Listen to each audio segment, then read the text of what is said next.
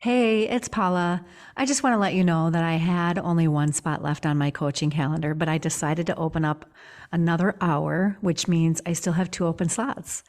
And I'm so excited to meet these new clients and work with them. Is it you? I'm looking for beautiful, sweet souls who are ready to make changes in their life. Maybe something's been pulling at you or calling you, or maybe you just know you're ready because you're sick of the same old shit and the same old results or the lack of results for what you really want in your life. Well, let's go. I know you're ready for more. I know you can do this. I see you and I know you and I'm with you. And I have a space on my calendar waiting for you. Go to my website, check out my coaching packages, look at my About Me page to learn more about me, and book a free discovery call. Let's meet and see if we're a good match for working together. Some of the best investments I've ever made in my life were on coaching. And I was so hesitant to do it in the beginning. And when I finally took the leap, I was like, oh my God, why did I wait so long? Why did I wait so long? You can find everything at ReikiFlowMN.com. Let's connect and have an honest, vulnerable, heart-to-heart conversation about what you want and how you can make an impact in the world. And let's get you going in the direction that you want to be going in. I cannot wait to meet you. Do you have all the things they say should make you happy, but you still feel unfulfilled? Are you always doing what you should do? Or do you never feel like you're enough? And you want to feel better, more fulfilled, more aligned, and more comfortable in your own body? Then this is the show. Scared as fuck and doing it anyway, showing up authentically. My name is Paula Schuster, and I'm a self-love and authenticity coach. My life completely changed when I started loving myself again, putting myself first, and being true to me. This is the show that's going to help you get out of being stuck, out of the cycles of self-abandonment, and help you choose yourself without feeling selfish. It will give you not only inspiration, but awareness, courage, and insights to make changes and live your life for you.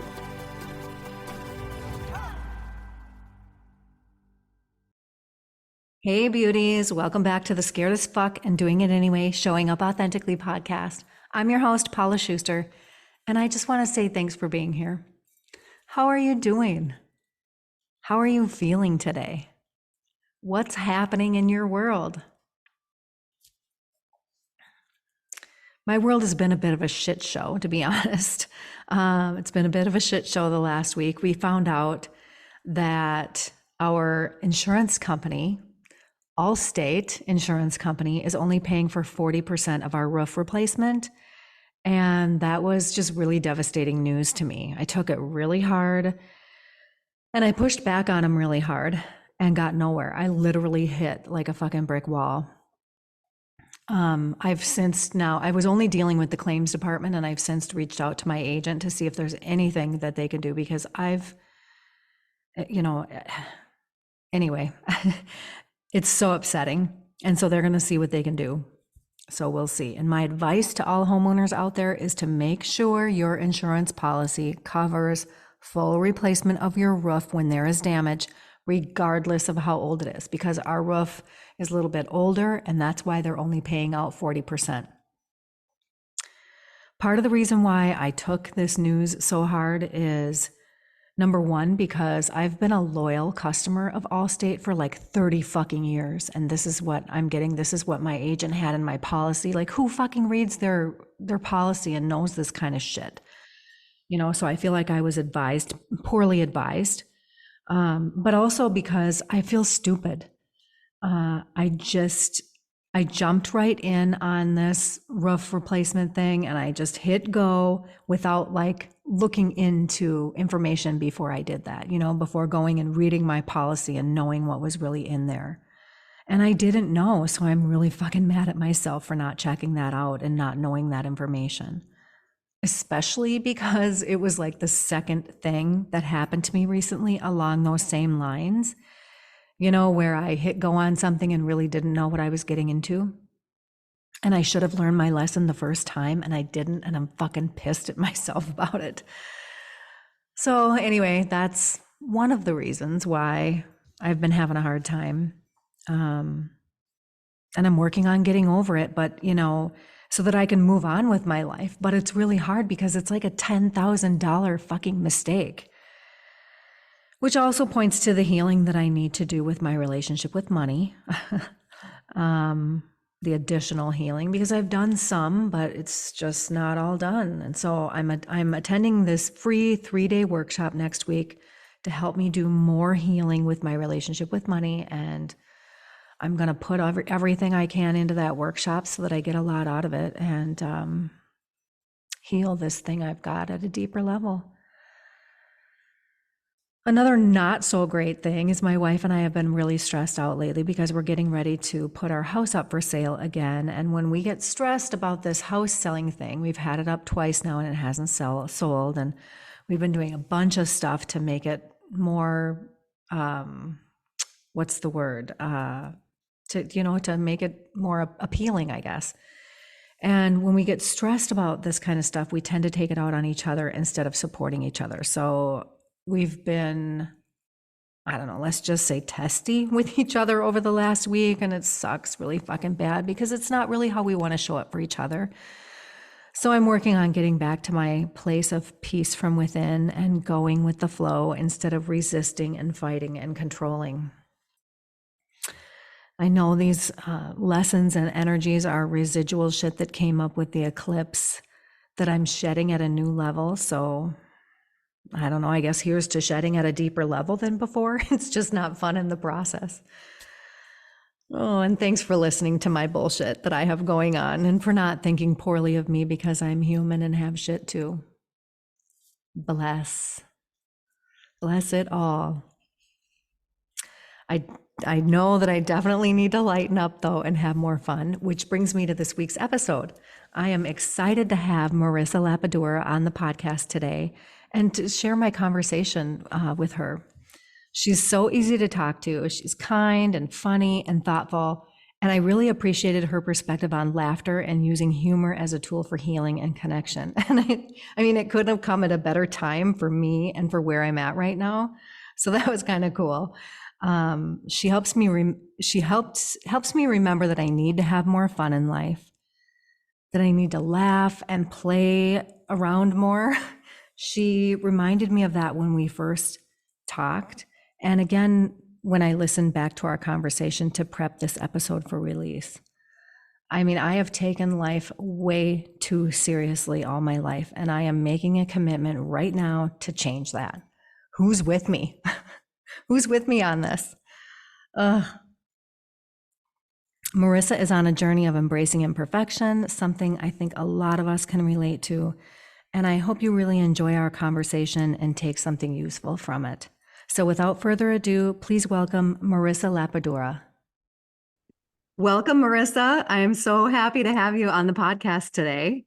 Thank you, Paula. I'm so happy to be here. Thank you for having me. You're welcome. I've been really looking forward to this conversation because we've talked a couple of times now and I've been on your podcast and you're really, sort of going through this journey, this healing journey and this journey back to your authentic self. So I really feel like this is going to be an incredible conversation for you and me and for for the listeners too. So grateful that you're here. Do you want to start off by just kind of telling people a little bit about you and who you are? Sure. So I'm a mom of 2 young girls, a 5 and a 3-year-old. I'm also a budding comedian and actress. So I've been doing these things for a while. But the stand-up, I'm really diving in now and getting my feet wet and I'm really starting to take traction. So stand-up comedy, comedian, mom, cat mom, creator, creative, dabbling in writing, and podcaster. We were in the same podcasting group, and I recently started my own podcast as well. Yes, and Marissa's podcast is called Embrace Failure, Welcome Success, and we'll make sure we have all the information for you to check her podcast out because it's great, and I love all that she's doing with that podcast. So you've just recently been getting into the comedy and the acting. I'm curious, like what brought you into those things? So I've always been a really creative person, like extraordinarily creative. I just had this crazy imagination, always been more right brain. And I always loved humor. Growing up, loved humor. Just something, just I've my whole family, humor was very important to all of us. My nuclear family, my uncle, and we all seem to have a really evolved sense of humor. Everyone in my family just is really funny naturally. Um, and it's always been so important to me. Humor, laughing with my friends is one of the best things I've ever experienced. It's like one of my top three things that I experience in life. And that kind of laughter where you can't breathe and you're crying and you're laughing so hard. And that's always been, it's always been so important to me. It's been always, humor has always been such a big thing in my life. And I even consider humor like for me, it's even a it's a spiritual thing to me almost, which sounds silly, um, No.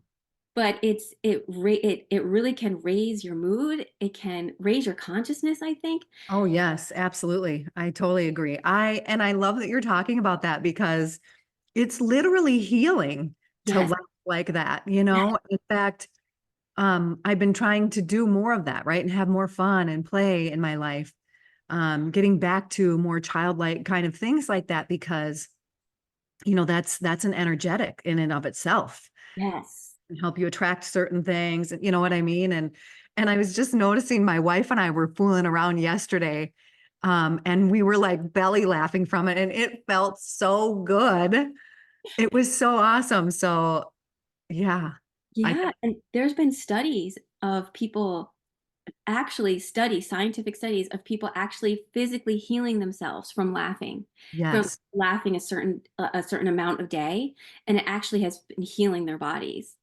And I have this ability to laugh so hard and so long, and actually annoy some people. Some people don't get it. It can annoy some people. I I have this ability to laugh for so hard and for so long, and to keep, if I can, like a few hours later think of what was funny, and it'll make me laugh again. oh, I love that.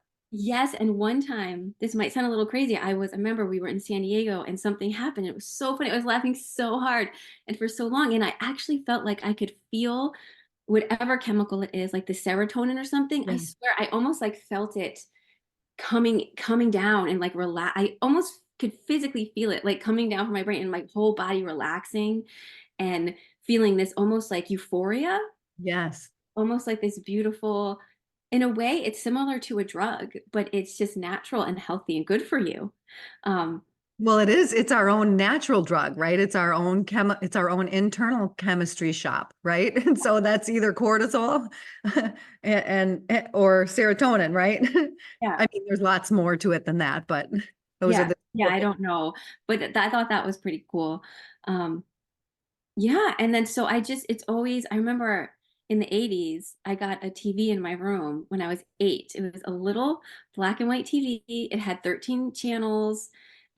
Somehow I had HBO on there, and I got to see the HBO comedy, and I was way too young to be watching it, but it was what it was. And Def Comedy Jam would be on back then in the 80s, and I would watch it, and I just loved it. I loved it so much. Just stand up has always been, like, from a little child, laughter and stand up comedy. I've always been funny, but I never thought I could do stand up. I just never thought I could. And then it's funny, my partner, who I think is on the spectrum, he's not diagnosed, but I think he's very high functioning spectrum. And I would come up with jokes and I would say them to him, and I would think they were so funny. And he's just very literal. Like, he's very logical. He's very little, like, linear, and literal. And so I would say these jokes and he didn't mean any harm, but he just wouldn't get them. So he would tell me, because he's very honest, he would say, "That's not funny. Like, I don't think that's funny." And I got so mad one time, and this is before I knew he's probably on the spectrum. And I got really mad, and I was like, "It is funny, yes, it is," because he never thought I was funny, and I was just like, "Yes, it is funny." And I happened to go into the office and open up my computer, and I checked my email, and there was an email from Manhattan Comedy School, and I was an actor first. I've been doing acting for a really long, like 15 years. So it was like stand-up comedy for actors. And I was like, oh, and it was like, it was saying, are you an actor? Would you? And I was so mad at him.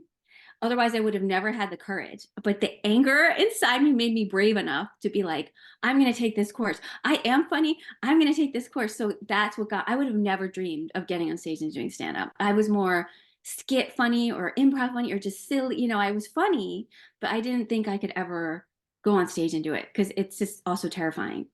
But that anger helped me. That course came at the right time. I signed up, and then that. The 20 seconds of courage is all it takes, right? Like the steps aren't hard. It's just the 20 seconds of courage it takes to take the first step.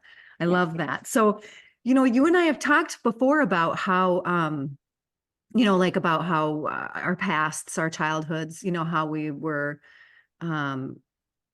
sort of, repressed, all of that, we were, especially, I think you, and I don't want to put words in your mouth, but there's just, you weren't really seen for who you were, and your authentic self was kind of shunned or whatever. If I don't know, does that sound right from what Yeah. I'm remembering? Yeah. And so, there's a lot of layers to that after living that way. And so here you are, all of a sudden getting on stage and doing stand up. How have you gotten to that point where you're able to do that, right? Where you're dancing with that fear, sitting in that uncomfortableness, I guess the words I was trying to find is sort of letting yourself be seen in that way Mm-hmm. because you were scared to be seen authentically before. Mm-hmm. How have you, what are the things that you did that have allowed you to get up on stage and do stand up in this way? Okay, yeah, that's a great question. So it's still a work in progress for me. I've It's funny because I started stand up, I think it was 7 years ago, and I wasn't ready at that point. I did it, and it was my first stand up was actually very, very successful. But the amount of fear or terror I felt going on stage the first time. So if you watch me, it's on YouTube, my first one ever. I don't look scared. I look very comfortable, but I am terrified. And it was the kind of fear where, not the good fear where you push through and it's worth it. It's kind of challenging. It's the fear where it's just almost painful. So it was so terrifying.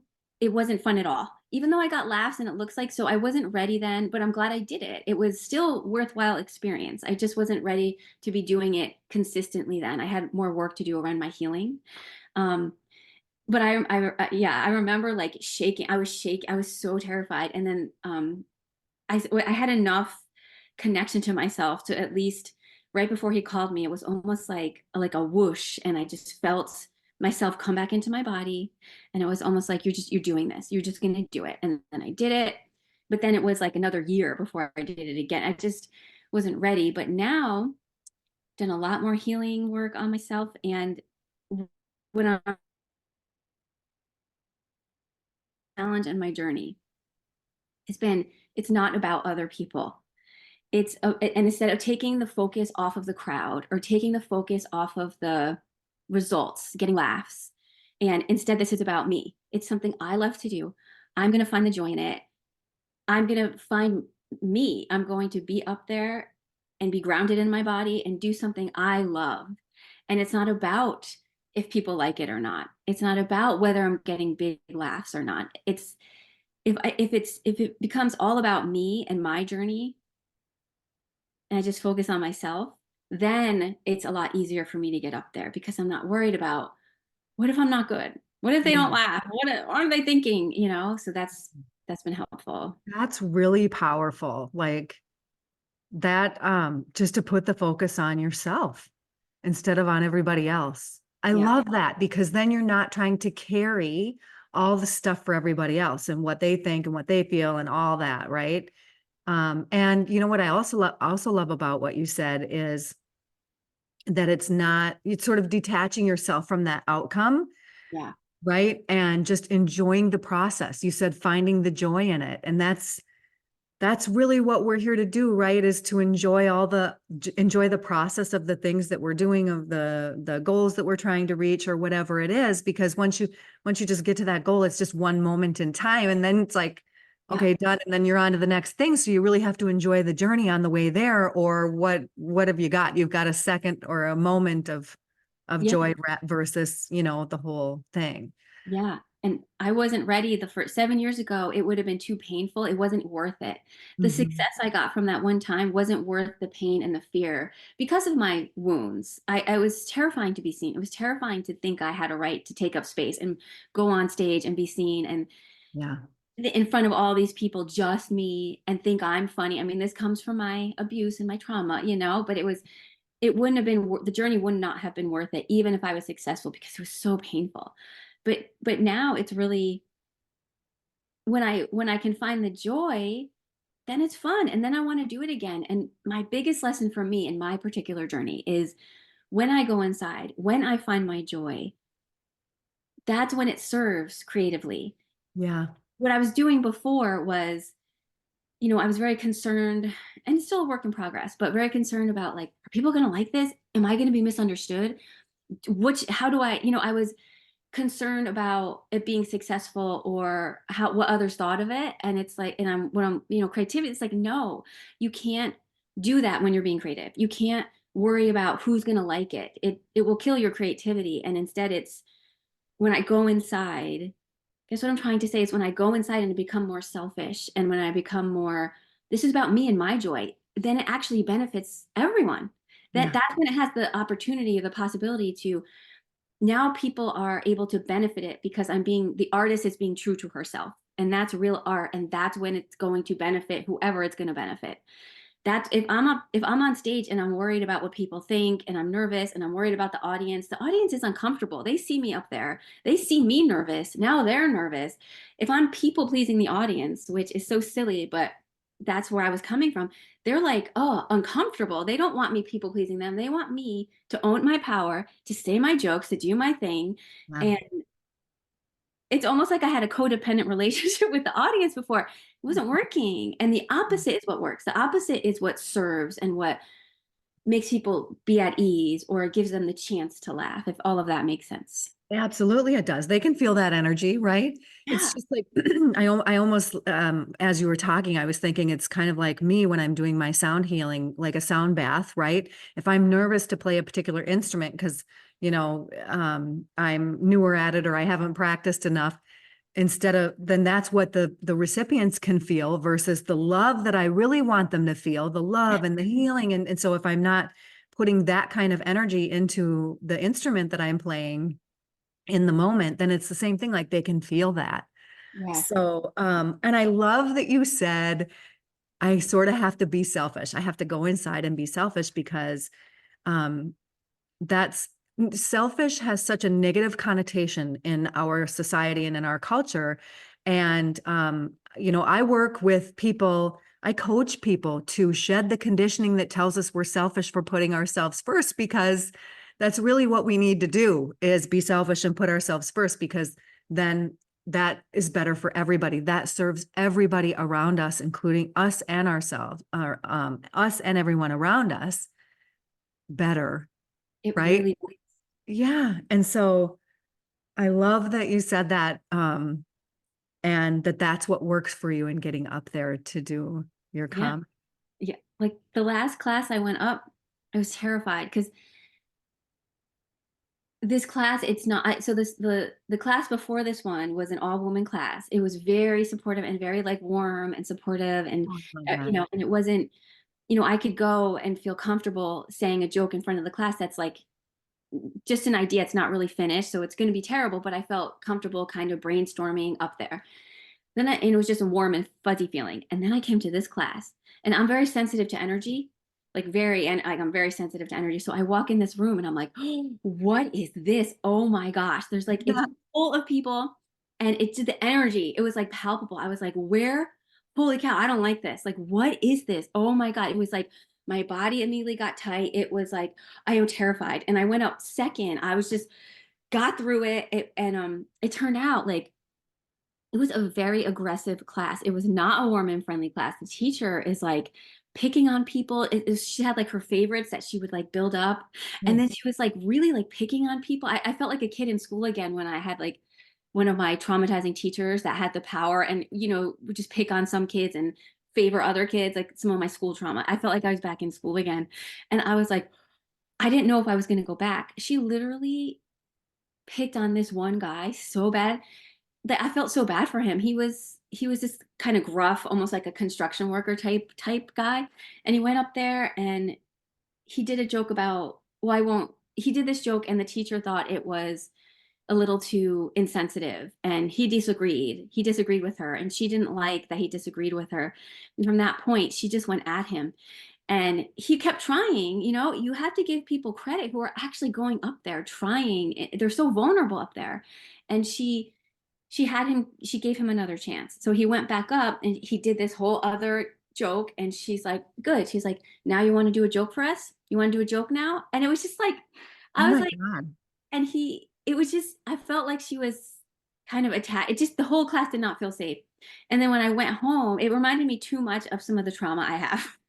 So when I went back home, I was like, I think I got to drop this class. I don't think Yeah. I need this right now. Like, this is too much of a challenge. And I really thought about it and I was going back and forth. And then something in me was like, just stay. You're going to stay, but this is going to be a lesson for you of truly not caring what people think.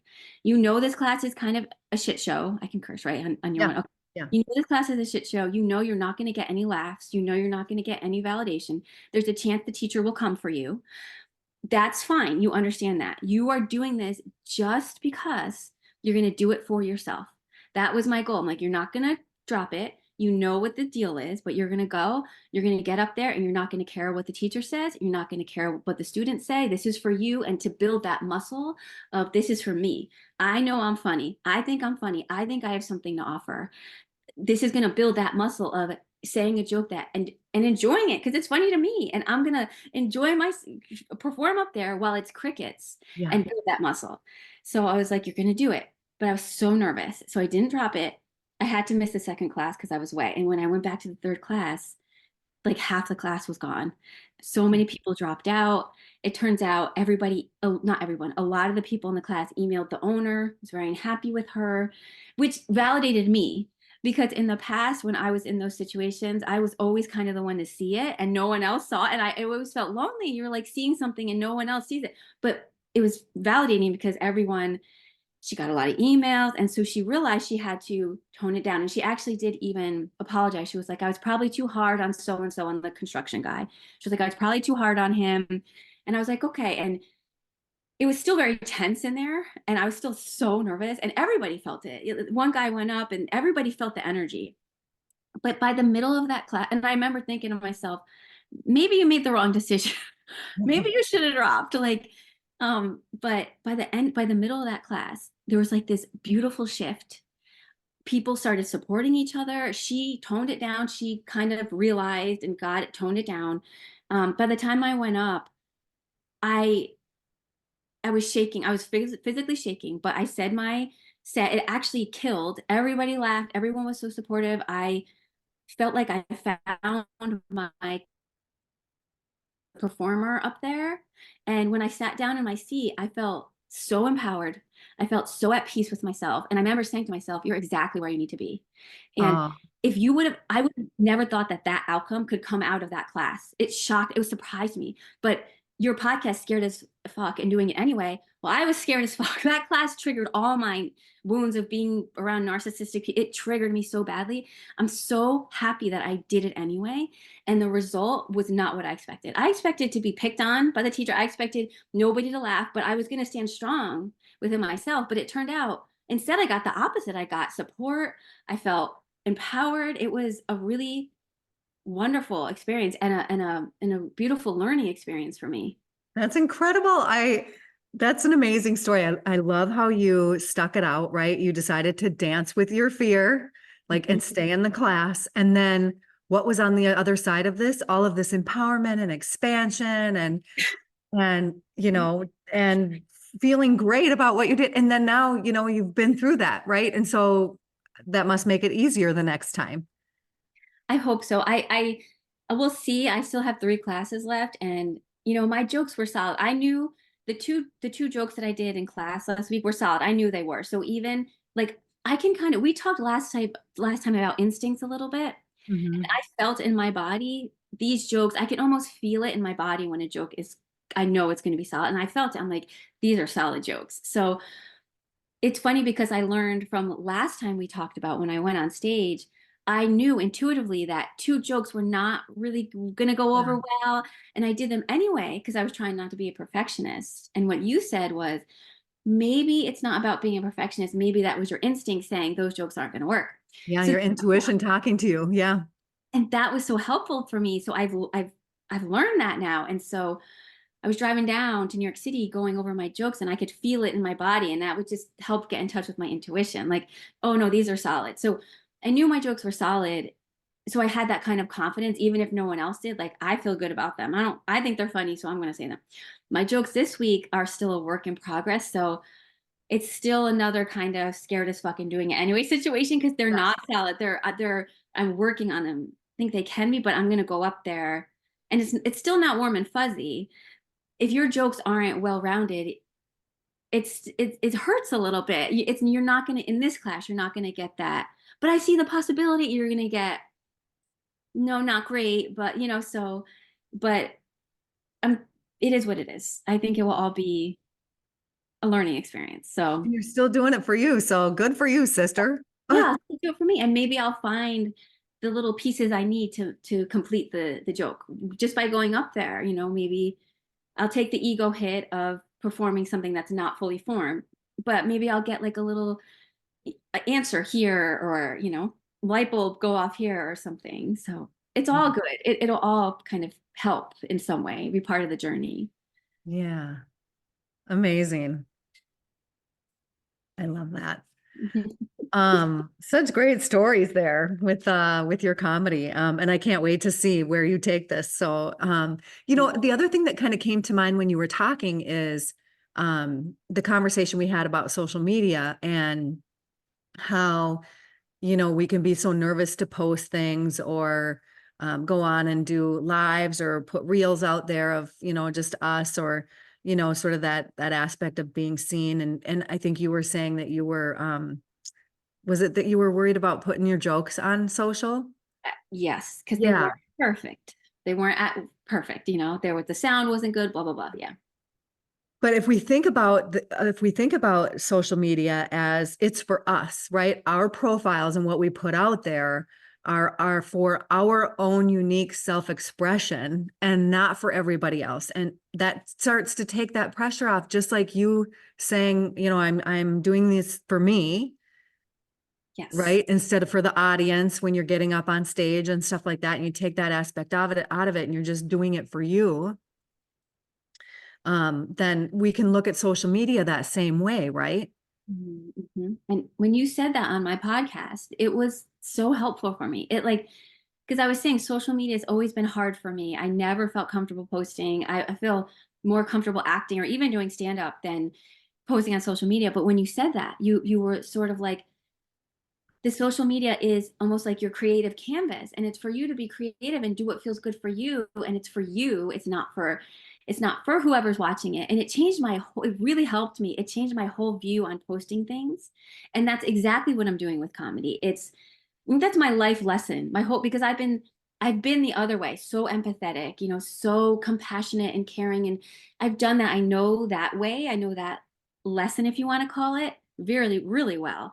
And now I feel like my lesson is coming back to myself and having it be more about me. And when I'm going on stage doing comedy, I'm doing it because I love it, because I think this is funny, because I like being on stage, believe it or not. My trauma made that hard for me, but I was a born performer. I was born to perform and I enjoy it. So I'm doing it because it feels like it's what I'm here to do. And I Yeah. feel lit up and alive and if that can benefit someone, that's just the best ever. If my joy and my love of humor, if I can spread that to others by being selfish, beautiful. That's what I'm trying to do. That's what I'm focusing on. Because the minute I start to be concerned about, are other people going to like it?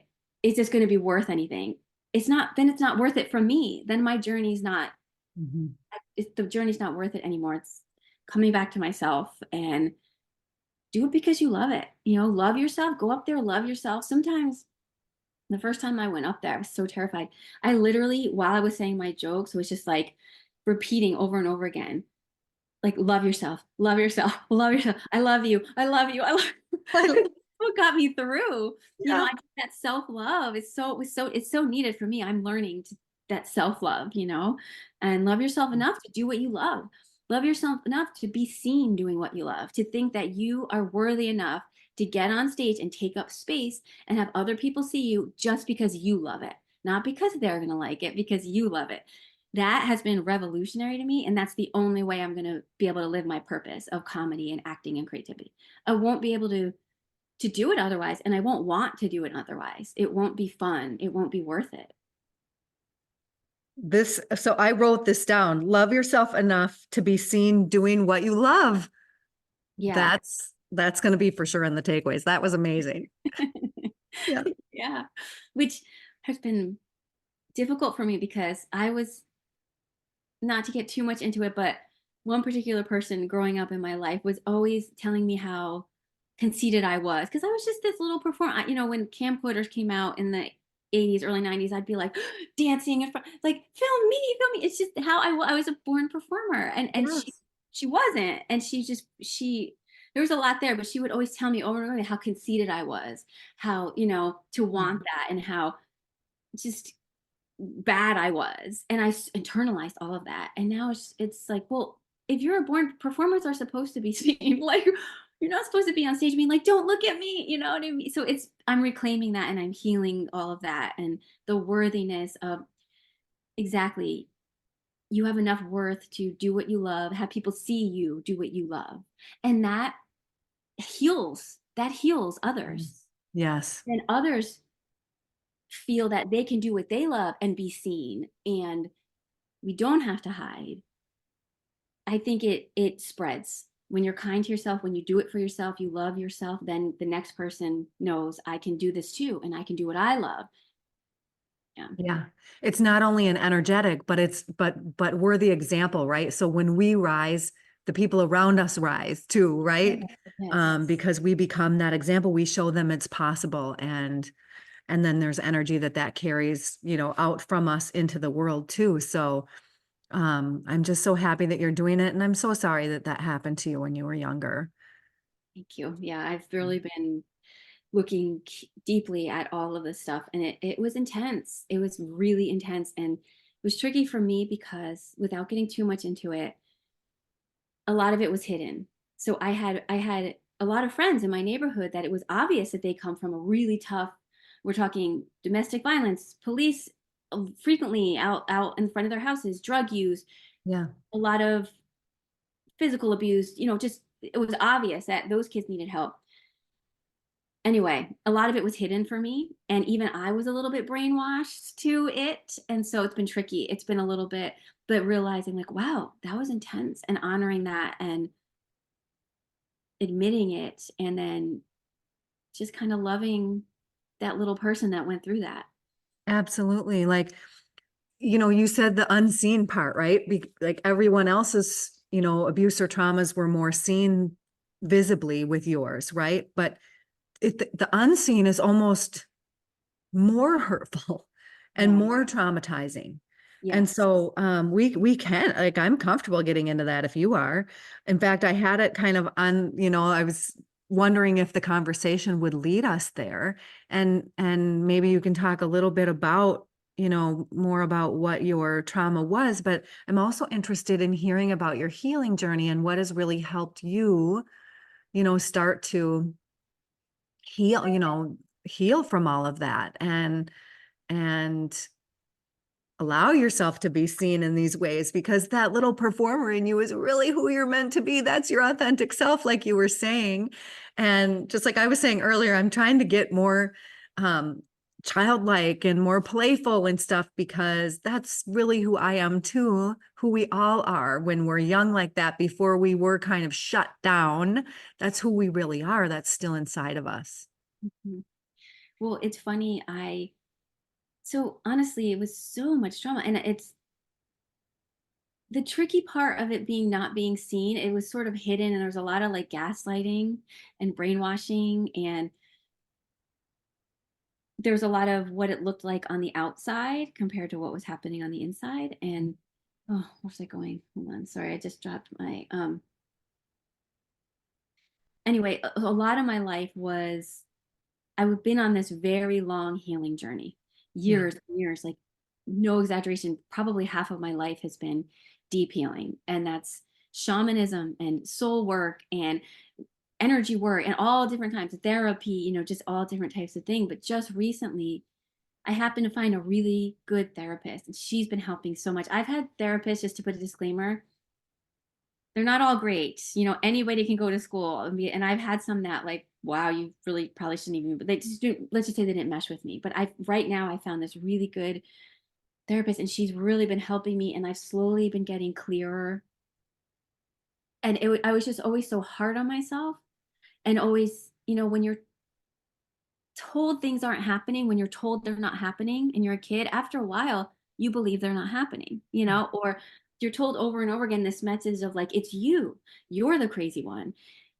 You're getting met, or someone's telling you all the time, like, you're disgusting. I'm embarrassed of you.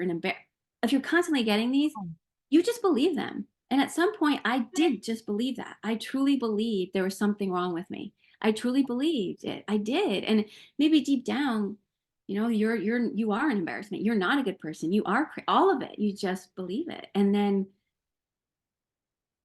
um coming out of that. And so it was interesting. It was like stages. Then I moved to the next stage of like, I didn't realize I was doing this after the fact. Looking back, I was like, oh, I sort of accepted, oh, yeah, you're a bad person, but you're going to be you anyway. And you're going to get out there, and you have a right to be yourself, even though you're bad. And then almost recently, I was like, you're not a bad person, No.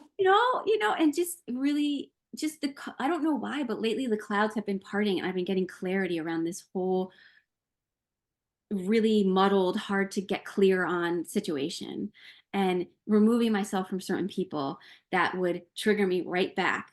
At least, if not, I haven't really cut anyone off 100%, but really limiting, because when I'm in contact with those people, even though I'm so much stronger and I've done so much work, sometimes it's just a little too much, and it's easy to get pulled back down to when you're that little kid again. Yes. It's Oh my too gosh. vulnerable, and it's too hard to fight again, so it's just been on my healing journey, at least, to get some space so that I can come back to my true self, and not get triggered back to that little girl who thought she was an embarrassment, who thought she was a piece of shit, basically. And it was interesting because I got both. I got this weird contrast of, you're like a piece of shit, it's all you.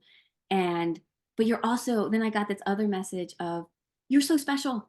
You're so wonderful. You're better than everyone. You're amazing. And both are damaging. Both messages are damaging. It's hard to see the positive one, but it's also just a message of separation. You're better than everyone. I think those weren't the words, you're better than everyone, but that kind of message of constant, I don't know if that was love bombing, but that constant of, you're so great, you're better than everyone else, like, you're the most beautiful, you're special, that was also damaging to me, I found. And I had to come back to, no, well, you know what, we're all really, really special, and we're all really messy, and have our quote unquote bad parts too, for just lack of a better word. And I recently did this solo podcast that I'm going to post of, I struggled tremendously with deep anxiety, and I did a lot of healing around that. But the podcast has been helping me heal, even though it's so messy. It's so perfect. But just the message of, yeah, you're not perfect. You are so messy. you sometimes you're going to be defensive, or and you're not going to hear someone's message, or maybe you attack someone because you thought they attacked you, or you're not always going to be this perfect person. You are going to be human and messy. And guess what? You belong here. That's okay. You don't have to even hide that. You still have a place here because we all do. And no matter what it looks like, everyone is messy and has that human side that is less than perfect. And I can't find the word. I don't want to say dirty, but just that kind of like lower humanness, which is, it's okay. And we're also like, I wasn't allowed to have, I almost felt like I couldn't have that messy part, but I also couldn't have the beautiful, magnificent part, Mhm. oddly. So accepting both of that, I had some jealous people in my life growing up that actually wanted to tear me down. They actively tried to bring me down, and I couldn't, they weren't, I was a kid, I couldn't get away from them. So whenever I tried to shine or do well, I was being punished or torn down. And it wasn't really acceptable to be human either. So there, you couldn't be either. And just the healing of this podcast, of that solo episode, it's short, it's like 12 minutes, but just realizing my humanness is welcome here. I belong here. It's okay. And my Yeah. magnificence belongs here too. That is okay. All of it is okay. And for all of us, and we all belong. Just the healing of that was really powerful when I started to realize that you don't have to hide either. No, and it's about accepting all of those pieces and parts of us, right? And loving all of them because like you said, we're human. We're meant to experience all of it. We're meant to have all of the range of human emotions and all of the highs and all of the lows. Because the contrast in that is what makes the lighter and more lovely and more magnificent parts all the better, right? And so like we wouldn't know all the magnificence if we didn't have the lower, vibrations or emotions or some of those like I'm having a hard time finding the word too, but we wouldn't know the magnificence of all of the great and the greatness of all of the good things if we didn't have the contrast of, the lower end of that spectrum. And not hiding and not having to hide that lower part of the spectrum, being Mhm. ashamed of it, keeping it in the dark, not wanting people to see it. Yeah. That's really, I mean, it's tricky because okay, It can mess you up, right? well, really, it's scary to show those parts. I'm not sure our world in the past has been really welcoming of those parts. Right. One person makes a mistake in public and it's like they're done for, I'm not sure we've been very welcoming, but I think that needs to change. I think we all need to heal. We all need to say as a mass society that, look, we're all going to make mistakes. Doesn't mean that person, depending on who the person, depending on the situation, doesn't mean if we make a mistake that means our whole character is just, we're dark, horrible beings. We're all this. And I think if we all recognize it in ourselves, it's not so scary and we can all laugh about it. I found laughing about our humanness is the best it ever gets. That's the best humor. It's the best jokes. For me, that's my kind of humor, like bringing that light to it. And we can all relate, when you do something embarrassing or you say something you shouldn't, or to me, Yeah. that's the funniest humor. And we can all relate to that. And for me personally, when something really embarrassing or I do something that's like, oh God, I'm cringing at myself, I always am like, but this is going to be so funny. We are going to be able to laugh about this and be able to, this will be a really funny joke. And to me, then it hasn't gone to waste because humor, it's like that alchemy. We took something, it was like, Yes. and then it was like that alchemy into something. Humor is so beautiful. Laughter is like, to me, is such a spiritual, beautiful thing. And so it's combining the two and it makes this beautiful spiritual humor, it's just Yeah. really beautiful. Yeah. Yeah, I love that you use the word alchemy. Because and I know that feeling too of like making an embarrassing mistake and wanting to like crawl in a hole and like die and I'm thankfully come far on my healing journey as well. And so I'm able to just like deal with those things so much better. And it takes each one of us doing that internal work, right, in order for our culture and our society to end up being more understanding about that, right? Because it all starts within each Yeah. individual and doing our work around that.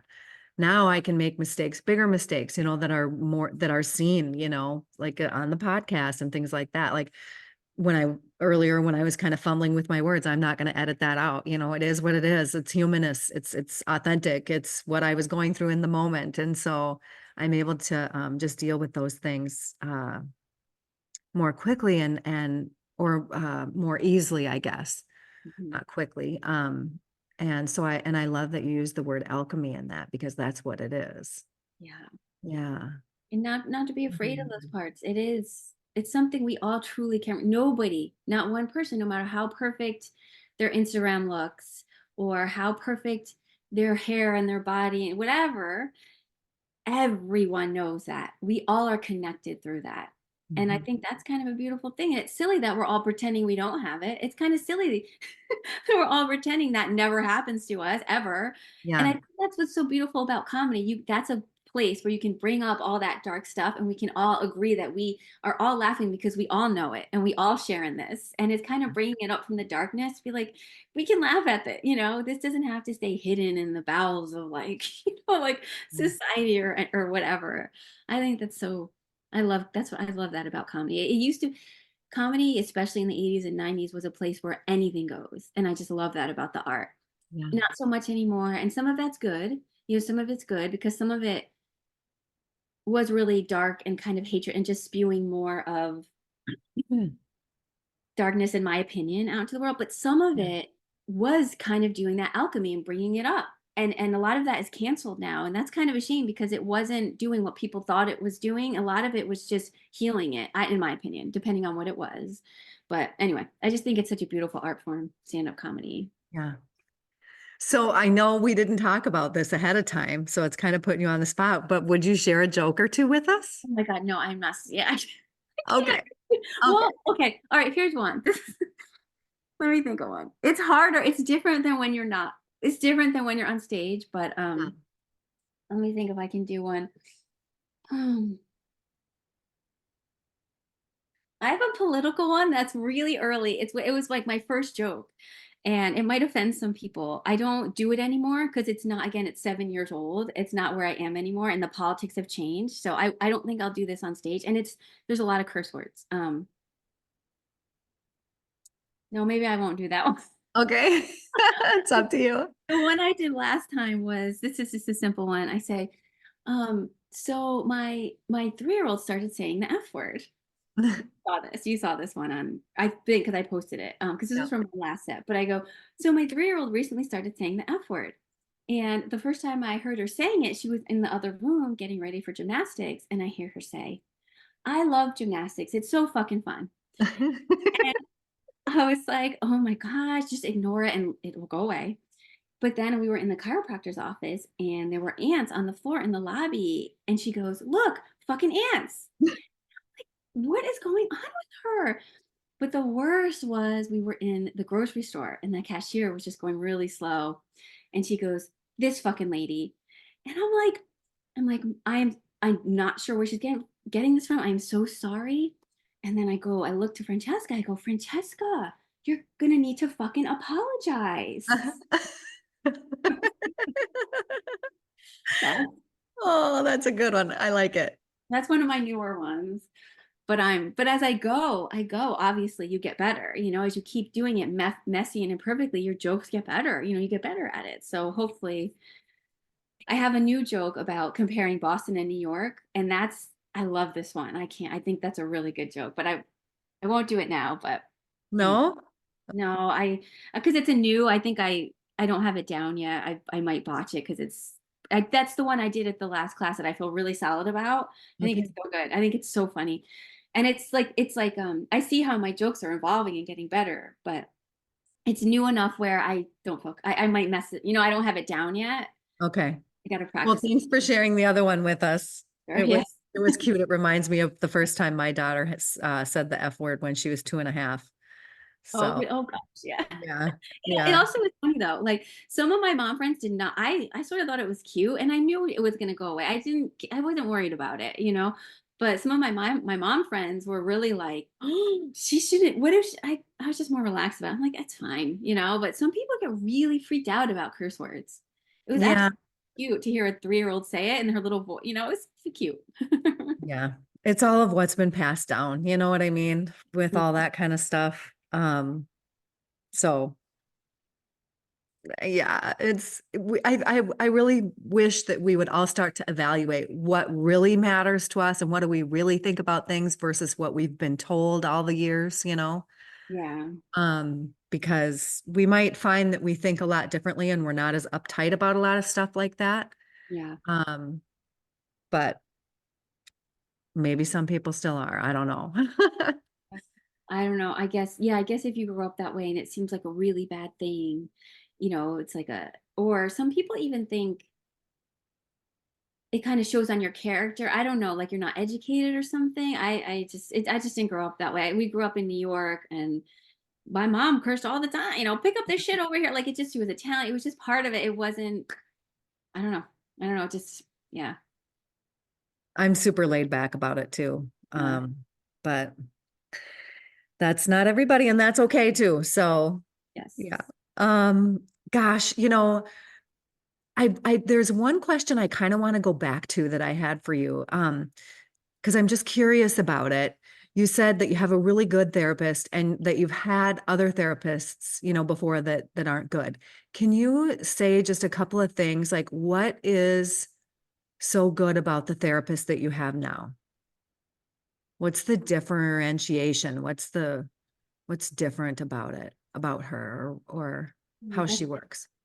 that's a good question. It's tricky for me. I'm very intuitive and I'm fair and it's just kind of a resonance I have with her. And Yeah. I feel it's a feeling of safety.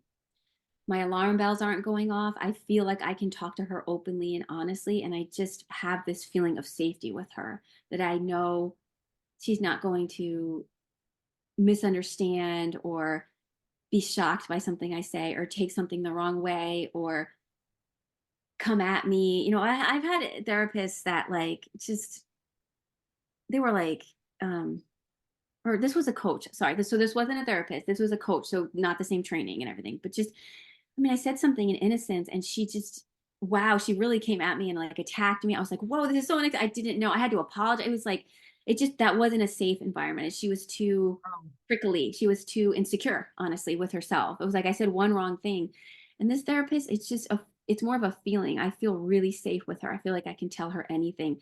The feedback she gives me is on point.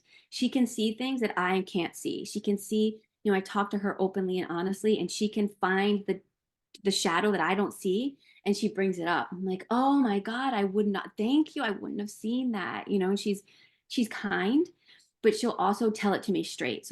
And I'm okay with that. I don't, as long as someone's not being abusive or me, attacking, there's a difference, but she will tell it to me straight. And I like that. I don't mind that. So, but she's telling it to me straight, not, but it's clean, if that makes sense. Not Yeah.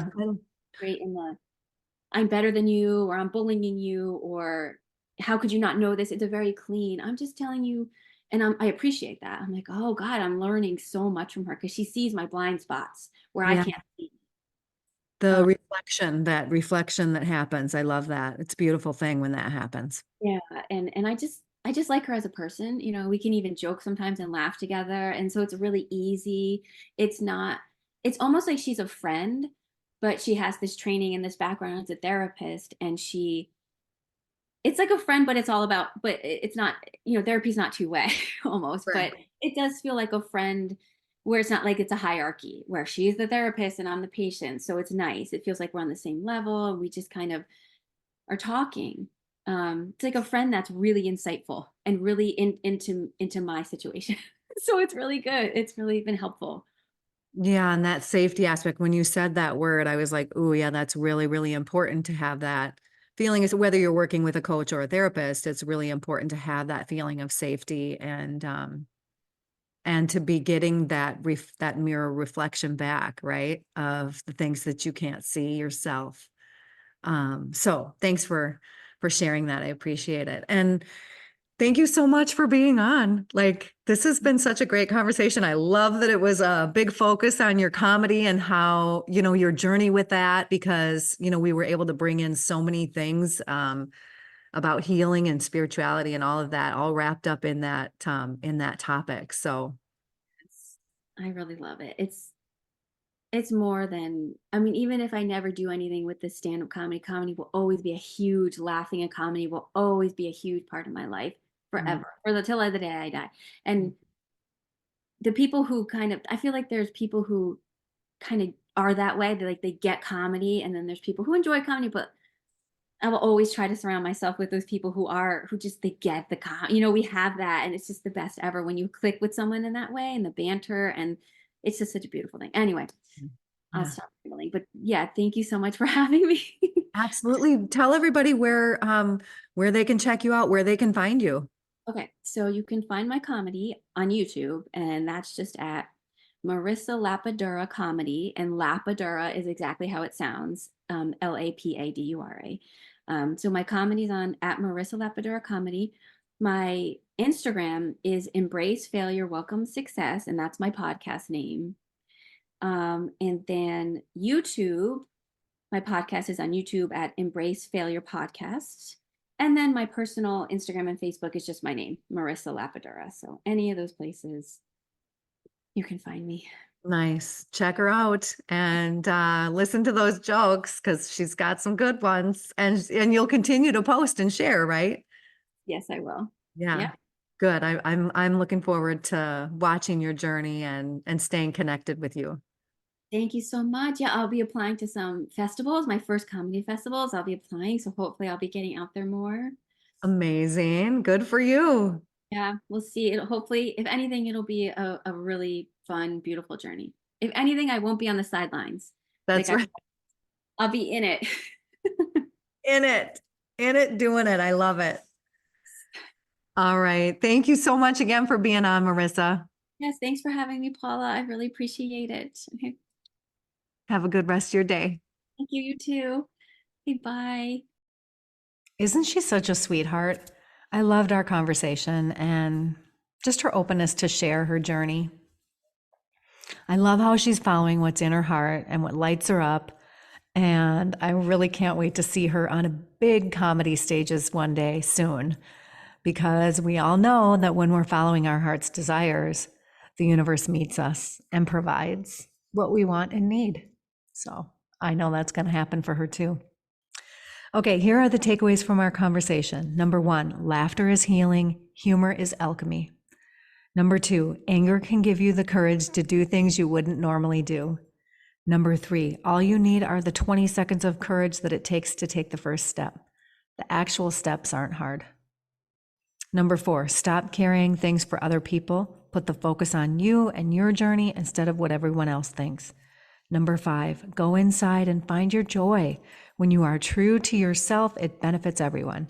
Number 6, when you dance with your fear instead of avoiding it, you will find empowerment, expansion, and peace on the other side.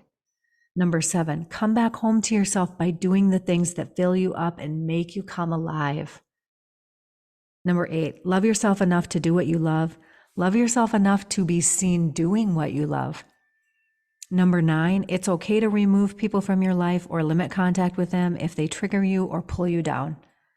Number 10, your messy humanness and your magnificence both belong here. Ooh, I love that one. Hey, have you guys tried mud water yet? It's the coffee replacement drink I have every morning, and I love it with a little honey and oat milk. I started drinking it a couple years ago when I was kicking all of my addictions. And 2 of the best things that I love about it are that it's organic and that it's made with mushrooms, so it has tons of health benefits.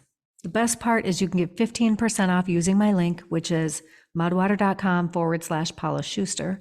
That's mudwtr.com/PaulaSchuster. I'll put a link in the show notes too. It was really fucking awesome hanging out with you again today, and I look forward to next week on the Scared as Fuck and Doing It Anyway podcast.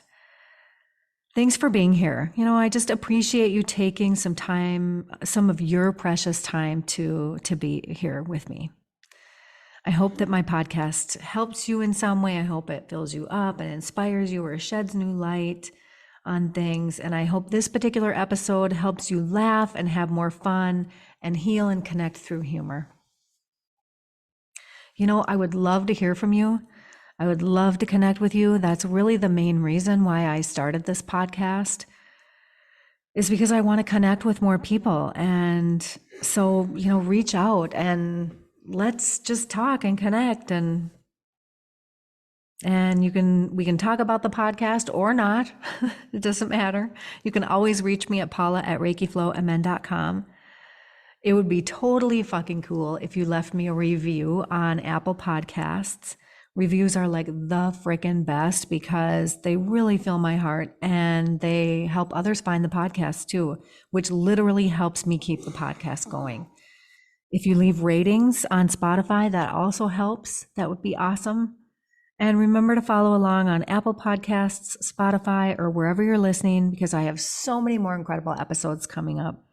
And please download, follow, or subscribe. And if you know of anyone who would like this episode or any of the other episodes or benefit from them, please share it with them.